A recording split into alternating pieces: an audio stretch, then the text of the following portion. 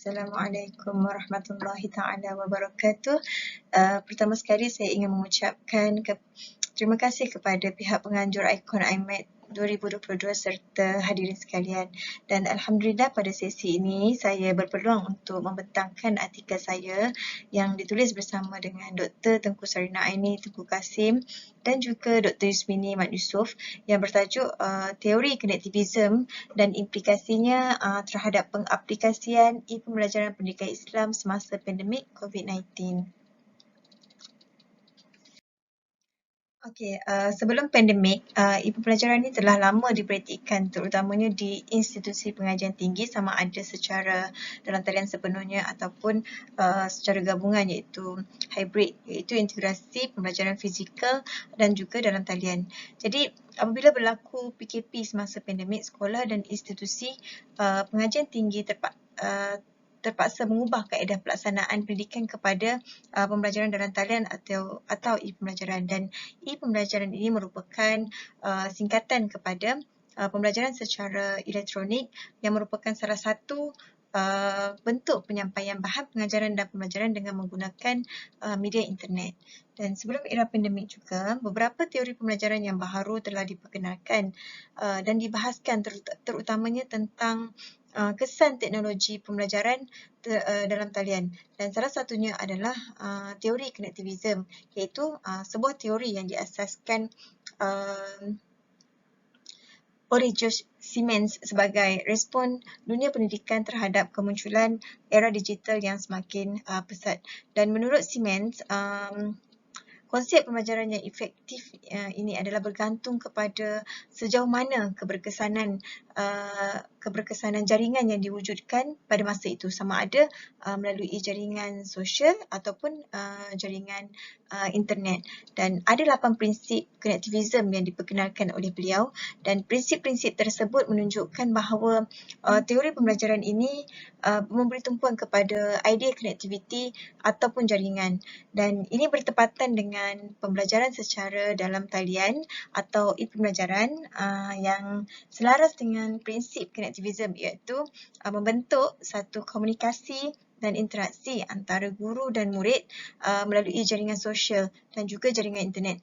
Justru pengaplikasian e-pembelajaran secara dalam talian akan lebih efektif sekiranya elemen kelima dalam prinsip teori konektivisme, iaitu memupuk dan mengekalkan hubungan bagi memastikan pembelajaran berterusan dapat dipraktikkan dengan sebaik mungkin melalui jaringan sosial, sama ada dengan guru ibu bapa maupun guru murid. Sebab apa? Ini adalah kerana e-pembelajaran bukan sekadar dilihat sebagai medium untuk memindahkan pengetahuan, tetapi ia adalah juga medium untuk membina jaringan antara pihak-pihak yang terlibat dalam pelaksanaannya. Dan walaupun teknologi ini mampu untuk kita membuat pencarian maklumat di hujung jari berlaku dengan sangat pantas dan cepat, ya, akan tetapi ia tidak mampu dilakukan dengan berkesan seandainya tidak wujud jaringan sosial yang mantap semasa pengaplikasian e-pembelajaran pendidikan Islam. Okey, seterusnya kita lihat pengaplikasian e-pembelajaran pendidikan Islam semasa pandemik COVID-19. Okey, sebelum pandemik, kaedah pembelajaran secara tradisional, e-pembelajaran kebanyakannya dilaksanakan secara hybrid, dan kebanyakan guru menggunakan e-pembelajaran sebagai alat atau bahan bantu mengajar sahaja. Dan semasa pandemik, e-pembelajaran terpaksa digunakan secara sepenuhnya sebagai medium meneruskan pembelajaran, sama ada secara sinkronus ataupun asinkronus.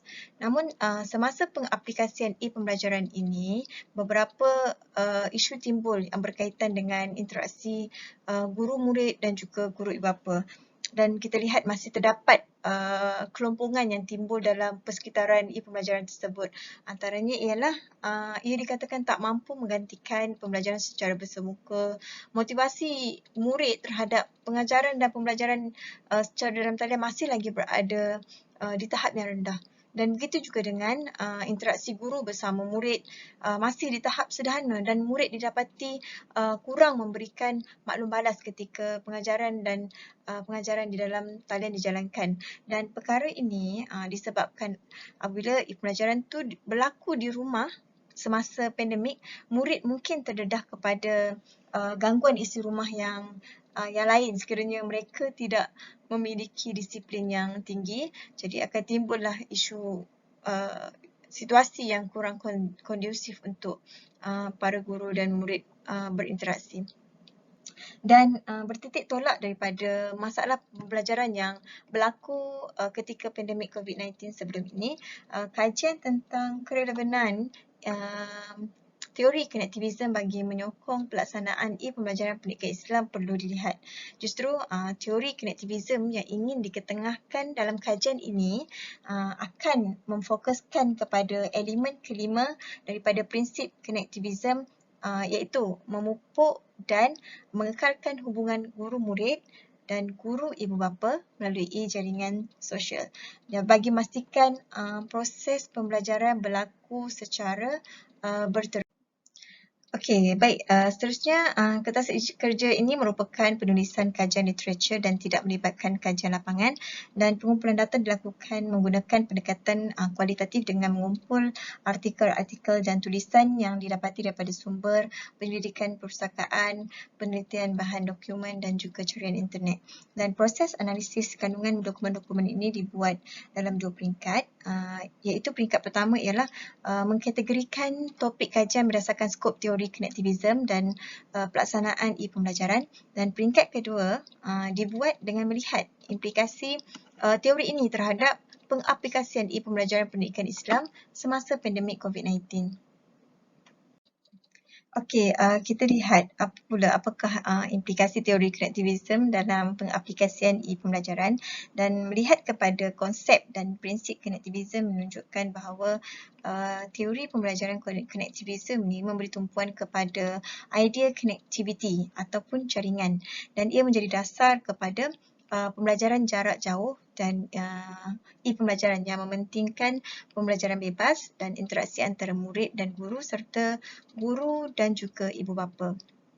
Dan ia dilihat signifikan dengan pembelajaran secara dalam talian atau jarak jauh, terutama yang berlaku secara tidak segera asinkronos ataupun terpisah secara fizikal.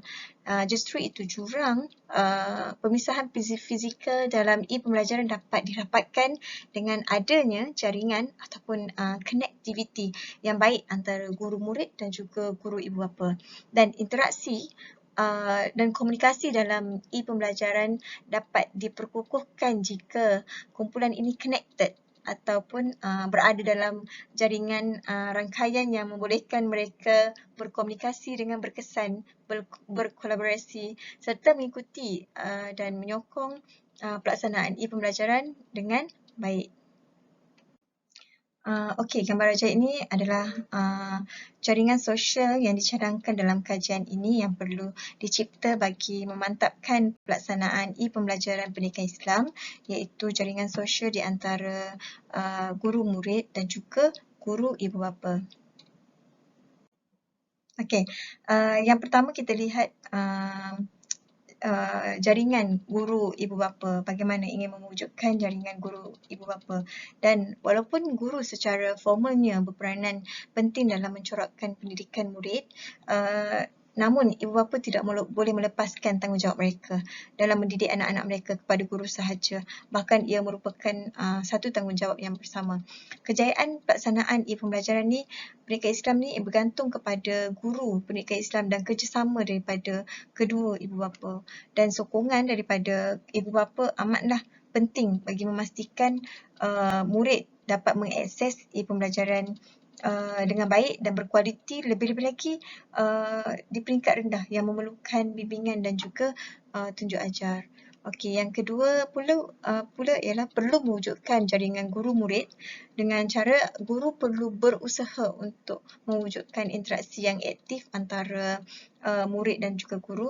Dan menurut perspektif konektivisme, seorang guru berfungsi sebagai moderator dan facilitator kepada murid, dan murid perlu aktif dalam mencari sumber maklumat berkaitan pelajaran secara kendiri dengan bimbingan guru. Dan guru perlu juga mengambil perhatian terhadap situasi murid dan kemampuan murid agar pembelajaran dapat berlaku dengan baik, tiada tekanan di pihak guru maupun murid, dan pastikan sentiasa wujud komunikasi yang positif di antara keduanya. Dan akhir sekali sebagai penutup, pengaplikasian e-pembelajaran pendidikan Islam semasa pandemik COVID-19 ini dapat ditambah baik sekiranya guru mampu mewujudkan jaringan sosial yang baik dengan ibu bapa dan juga dengan murid. Dan ibu bapa perlu sentiasa menyokong aktiviti pembelajaran yang dijalankan oleh guru untuk anak mereka, kerana ibu bapa juga mempunyai tanggungjawab dalam membentuk sahsia anak-anak dengan sempurna. Dan di samping itu juga pihak Kementerian Pendidikan Malaysia dan juga pihak pentadbir sekolah perlu menganjurkan kursus-kursus yang peningkatan profesionalisme guru seperti kursus pembelajaran abad ke-21 dan e-pembelajaran dengan lebih terancang dan efektif. Seterusnya, untuk menjana suasana pembelajaran yang kondusif, jaringan sosial yang erat dan positif antara guru, murid serta guru, ibu bapa penting untuk ditekankan sebagaimana yang disarankan dalam teori konektivisme. Sekian sahaja pembentangan saya. Saya ingin mengucapkan terima kasih juga kepada pihak Akademi Pengajian Islam Universiti Melaya kerana telah menyokong pendidikan ini, dan kertas kerja ini merupakan hasil daripada pendidikan yang dibiayai oleh Geran Khas Penyelidikan. Sekian sahaja pembentangan saya. Wabillahi taufiq wa hidayah. Wassalamualaikum warahmatullahi taala wabarakatuh. Sekian, terima kasih.